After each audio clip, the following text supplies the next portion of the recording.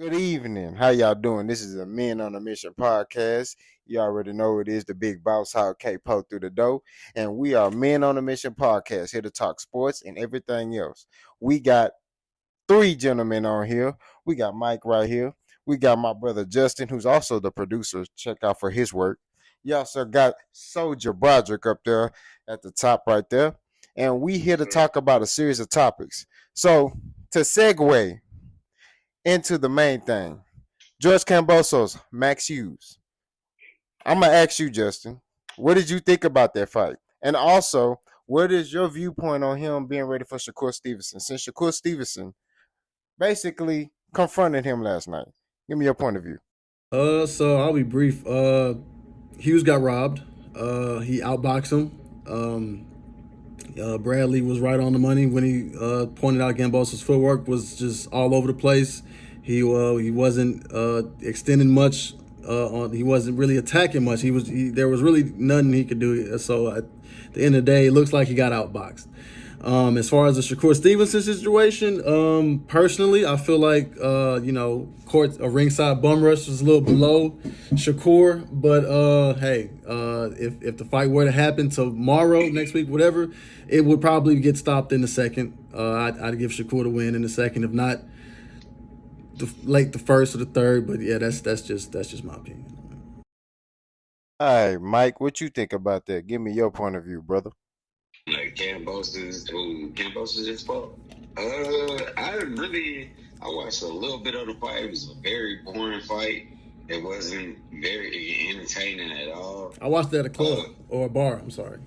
For the most part, Cambosa got the same issues that he presented whenever he fought Devin Haney. Like, a lot of times he just, like, his head is still on the line. Like, a lot of, like, all the, like, real jibbery jabbery, like, steps that he do, like, his feints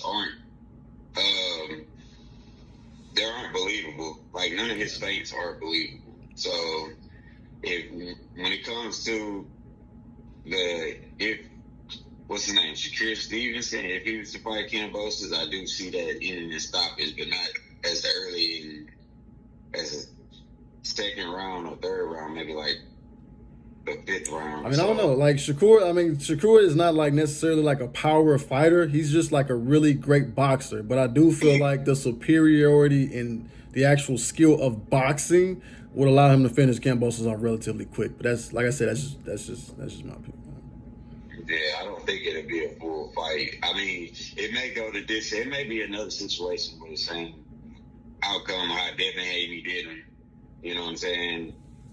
Destroy him in the first fight, and in the second fight, he come with something new, and then once you figure that out, then it's all street road. Oh yeah. So for the most part, yeah, I would take Stevenson over Cambosis.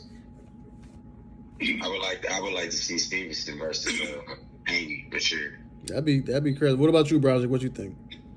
I'll be real brief.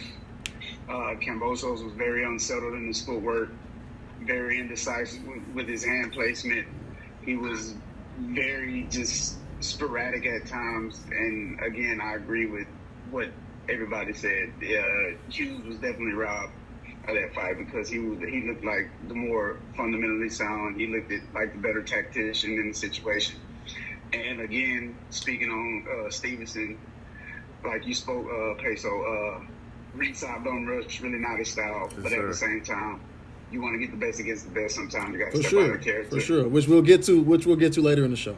Exactly. That's not him, but sometimes to get that match, you got to step outside your normal realm of character. And if it was a fight between them two, whether it's tonight, tomorrow, next year, next month, I'm gonna go with Mike with the fifth, sixth round, maybe definitely a TKO. I see it. Again, he's not a power puncher, but just the overall skill level and superiority, like you spoke on, I got him knocking him out. That's my take on that. Okay. Yeah, so I mean, of course, the fight of the century is on the horizon. Spence, Crawford.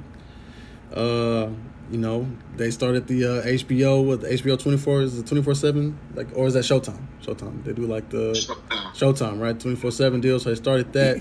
I haven't checked it out yet. All I know is this is one of those fights. This is one of those, like, you know, where were you moments? You know what I'm saying? Like with like Fury, Wilder 3, the Thriller, Manila, all of that came before this. Like, this is gonna be one of those fights, and it's gonna be fireworks. So I guess we'll start off with who you got and why.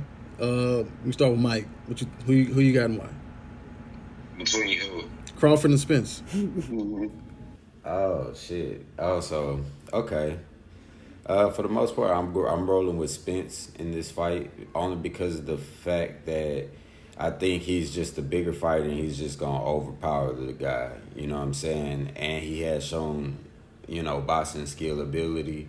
But if it does go the distance, I can see it swinging Crawford way. If he can box himself into the fight, you know what I'm saying? But for the most part, yeah, I think. So I'm gonna just push back a little bit. I didn't mean to cut you off, but I'm gonna just say, just because Spence is the bigger fighter does not. Bud done put down some big guys, but it's definitely gonna be one for the books. What about you, Brandon? I'm going with Errol. He's the more fundamentally sound fighter. I mean, he is bigger, but that's not the reason why I'm picking him. I believe Errol Spence is the more skillful fighter. Um, Terence Crawford is a very athletic fighter. He fights off athleticism. He relies on athleticism. That's how he's able to beat his opponents. A guy like Errol Spence, who's very fundamentally sound offensively and defensively, will pose a problem for Terence Crawford. I think styles make fights, and I feel like Errol Spence's style is tailor-made to defeat Terence Crawford. I think it's going to be competitive early, but I think 9th, 10th round, Errol going to start punishing Bud, and it's going to be a mercy stoppage. So that's why I'm picking Errol. Okay. Great predictions from everybody so far. Again, I got that off. But he got Bud in the background. That's what I'm saying. Like, this is crazy. As I was saying, great predictions from everybody, and I'm gonna roll with Spence as well. And in general, overall, I'm gonna just give it to Spence because he's a ring general. Number one, better IQ, better adaptation. He can ad-lib in any fight. I've watched several fights, and I've seen him adapt to pretty much any style that then came at him, whether it's power, whether it's slick, whether it's offensive initiator. To me, he's been there. He's seen most of what you're gonna see in boxing, and I'm pretty sure, and I'm almost 100% certain he's got boxing 101 in his bag, and ain't nobody taking that bag from him. And this is a big bag, and he's going to get the purse. And I got Spence. Again, I agree with Mike. If it goes the distance, Crawford has a chance, but I would like to see, and I'm gonna predict that Errol at least get a knockdown. At least one knockdown. It's going to be stoppage. If Errol go in there will do what he's supposed to do, should he stop just by 8? By 8? That's by 8. I like it. So I'm gonna just throw my 2 cents in here at the end. I'm definitely gonna rock the boat here and take Bud in 9.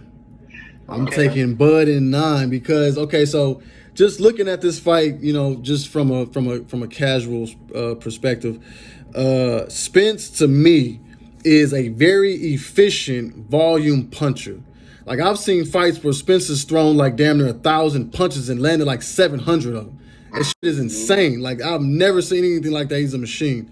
But of course, like, Bud is more of a hunter. If that, you know what I'm saying? It's more of like, it's more like Bud's style is more primal. You know what I'm saying? Like, not to be disrespectful or anything, but like, you know what I'm saying? Like, when he smells blood and he goes in for the kill. Like, so I don't think that Errol's going to come out with the mindset of, let me stop this fight. Now, if he does, I would love to be proved wrong because that would just be epic. But I don't think he's going to come out with that mindset. I think he's going to come out with the mindset, let me feel him out, let me see what he's trying to do. And in doing that, he might end up showing more than he wants to, and in turn allowing Bud to kind of compute what he's doing and counteract and turn it back on him. Because Bud is like, he's a much better boxer, but I don't want to disrespect. Like, he's like a mini Deontay Wilder. You know what I'm saying? Like, in a sense where all it takes is one punch.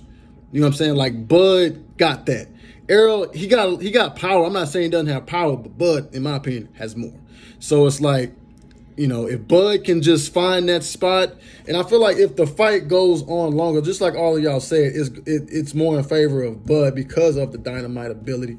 But Spence, I mean, it's not like it's going to be like a landslide. It'll be literally like Bud getting lucky and just, you know, hitting them with one good one, and, you know, that'll be lights out. But, I mean, like I said, it's going to be one of those all-time fights.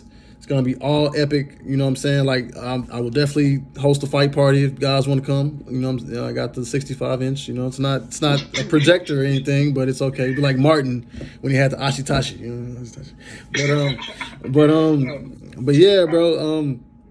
So I guess we could transition. We're about 10 minutes now, so I mean, I guess we're doing pretty good. But this last topic is a little slippery. It's a little more open-ended, which is why I feel like we dedicated more time to it. But so, you know, I just had a thought that should the sport of boxing aim to incorporate more tournament style events in the sport to maybe, and not necessarily, and everyone's like, you got to say boxing's doing fine.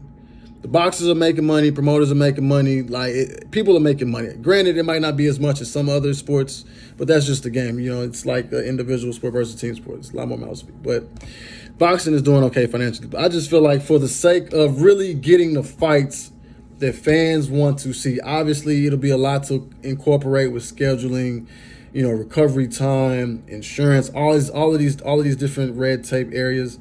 But I just, you know, want y'all's opinions because y'all are more versed in the world of boxing than I am, and I just want y'all's take on what would y'all think if there was like maybe some sort of a playoff or some type of system set up for boxing, like to really crown a real champion at the end of every season. Okay, I'll lead off on this one. I'll answer. I know they teach you don't answer the question with a question, but sometimes it's just necessary. For sure. But as far as getting into a tournament style of boxing, what would we be adding and what would we be taking away as far as rules of engagement? Will fighters, you know, kind of lay off a little bit because they know it's a tournament style, so they might not give it their all because they might have to go, you know, 2-3 fights in to get to that fighter they really want, or will they lay it all out, blood, bruises, scars, broken ribs, and everything, you know, and see, you know, get the best of the best to clash and, you know, take that trophy, crown, whatever it is, belt, purse, whatever the case may be. With like, what would be the actual rules of engagement? How would the fighters react, and how would they, you know, treat their recovery process? Exactly. And so, just to I hope this answers your question, but like, so essentially the answer is a governing body, a standalone organization similar to the PGA, the World Tennis Association, all of these different organizations that are in place to protect the interests of players who are not a part of team sports. You see what I'm saying? Like, that's why you have like tennis, so many like the tennis majors. You know, it could even replicate that type of model where you have like so many tournaments and maybe all the fighters don't fight in all the tournaments, but they're looked at as like majors, you know, because I mean, honestly, like because boxing is such an open-ended sport, and yet and eras play so much into it. It's hard to really say like who's the pound for pound fighter. And just like Brandon said earlier, or like styles make fights.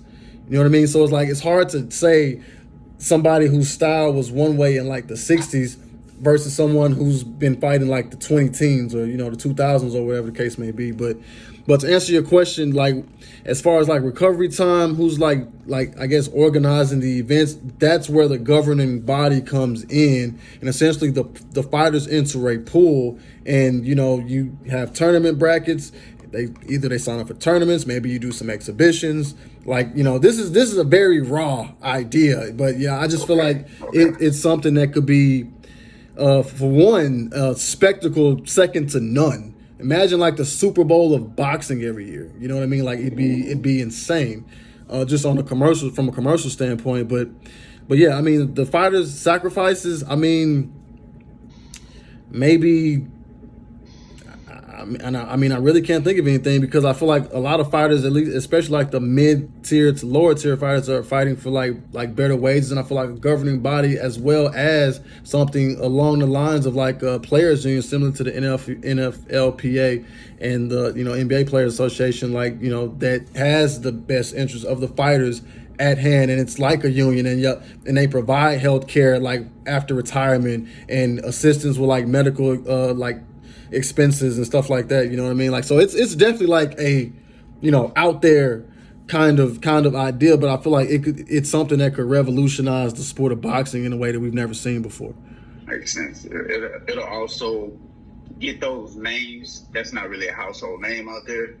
And it'll help them be able to give them a platform to stand on. So it is a raw idea, but I see where it could bring justice to the light of the pound for pound fighter or the best of the best, or however they want to put it, however you want to mesh that in the pot.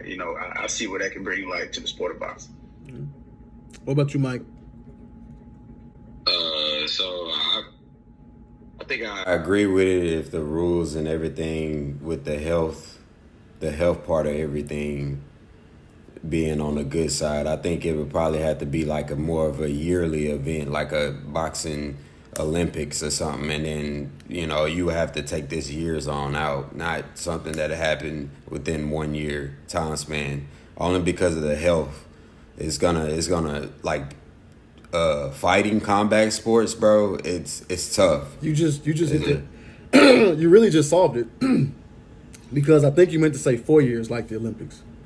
If it was held like every 4 or 5 years, say 5, so you can really plan for it. You know what I mean? And it's like kind of like, and it's gonna sound corny, but like Tekken, like the whole idea behind Tekken, the strongest fighters in the world come together for this one tournament once every 100 years, shit like that, you know what I'm saying? But this will be like every 5 years, and it'll be like the World Cup of boxing, bro. Not just like American fighters from Calcutta and Chile and fucking Nicaragua and Nigeria and fucking like all these other places that you never would have expected to find a star. Both boxing platforms has a multitude of stars that are from your different countries and stuff like that. I ain't gonna lie, it's gonna force top rank to level up their boxing competition because of the fact that it's gonna be a situation where Showtime is probably gonna run away with the table in the beginning of things, but it'll force Top Rank to sign better boxer. It'll actually be better on Top Rank side with their marketing side, because you're actually going to pay attention to more of their fighters for when the big event happens. Then you're going to be like, oh, they got to go against this boxer on the Showtime side. And you know what I'm saying? Then we can see who's really about that life. Right. Brandon? I mean, how do you follow those answers? I mean, they pretty much solved it. I mean, for the most part, like they said, it's gonna make the best fight the best. That's what we want as fans. Mike hit it on the head with, hey, a commitment, right? The question I have is, how will they do the seeding? Are you doing 8? Or are you doing 16? Are you 32, 64? Like how many fighters are you gonna put in this thing? For sure. I think it needs to be only top 10 in this thing. No go further past, because then you would make it too long of an event. You know what I'm saying? I think it should be only the top 10 fighters of each, Top Rank and Showtime. It might have to be like an invitation only type of thing. Yeah, exactly. You know what I'm saying? Like where it's like you So- only invite. So You with- invite like a pool of fighters, like more than 10, because in case somebody drops out or somebody wouldn't do it, you invite a pool of fighters, and if you have more than 10 that want to get in, they fight an exhibition. yeah, because kind of the NBA deal. Yeah. The NBA deal. Like the play, exactly like the play-in. Exactly like the play-in. Yeah, exactly. each sanctioning body has a 1-25. So you got the WBA, they have a 1-25, the IBF 1-25, WBC 1-25. So you could take your maybe 5 out of each sanctioning body, right? And then rank them overall. Okay. So let's say Boots Ennis. Let's do 147. Boots will obviously be number 1, right? So you got Boots, and then your Virgil Ortiz, and wherever they rank within the sanctioning bodies, you would just go for like that, and then invite, like Mike said, 10. Do it like that for each weight class, though. It's almost like the Champions League of boxing. Like, this is insane. Like, it's crazy. Like, it's amazing. We just they should, if they do this, they should pay us. I'm just saying, we deserve a cut. If this comes to fruition, like, we put it in the ethos where a boxing tournament was gonna happen. Now, okay, so honestly, like, so we're at 20 minutes. I mean, I feel like we can run just a few minutes over. So the whole idea was spawned from the heavyweight tournament that I think I saw online. It was like rumored. It was like Usyk, Joshua, Fury, and Wilder. With the first fights, I think, being Usyk versus Fury, and then Wilder versus Joshua. So if those were the first 2 fights, we can end on this. Who do y'all think? How do y'all think the first 2 fights would go, and who do you think will ultimately end up? I'll go first. So you said Usyk versus who? Fury. I got Usyk. Usyk is very, very underrated. He's very skillful. He's a champion. How is he underrated? He's very skillful, but most people gonna pick Fury. They gonna say Fury. Usyk, Usyk is very, very, very good. Like, he became undisputed at cruiserweight, and now he has opportunity to become undisputed at heavyweight. That in itself is amazing. So I go with Usyk. He's small, but dude has very high boxing IQ. And then you said You're gonna need it against Fury. Yes. And you said Wilder versus Joshua. I got Wilder by 2nd round knockout. I don't think. That's so disrespectful. You just disrespected the whole UK. For real, Joshua is a robot. He's a robot. He's like a guy that you know how you drill something, right? Then you get in the ring and it's like it becomes part of you. It never becomes part of Joshua. It's like you can see him thinking in there. And like, okay, I have to jab first, and then step, and then throw my 2. I'm assuming that you got Usyk winning this whole thing. Yeah. I do. I do. I got Wilder knocking out Joshua in 2 rounds. I got Usyk beating Fury by unanimous decision. And overall, I have Usyk beating Wilder. It hurts me to say that because I want Wilder to win, but Usyk is just, truthfully, just speaking as a pure boxing head, Usyk is very good. He's very skillful. Great balance, great jab. He can adapt.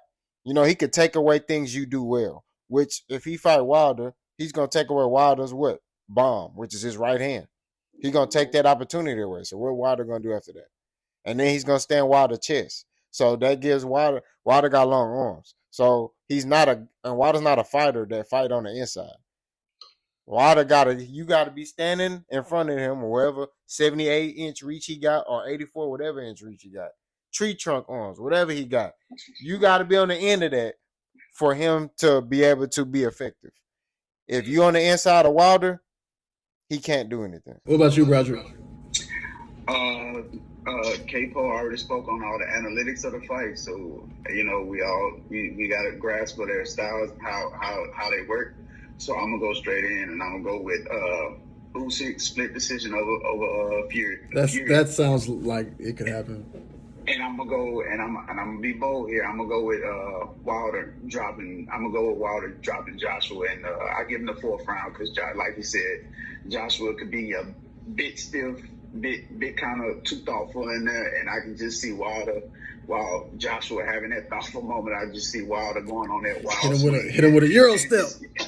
Yeah, just catch him and down goes Frazier. Yeah. So that's my take on that. So who you got winning the whole thing? Usyk, I'm assuming as well. Usyk as well. Okay. What about you, Mike? Damn. Mike gonna pick Tyson Fury. Why? Smart man. Smart man. First of all, Tyson Fury versus Usyk, bro. I think Tyson Fury is just too much, bro. I think he's just too much, bro.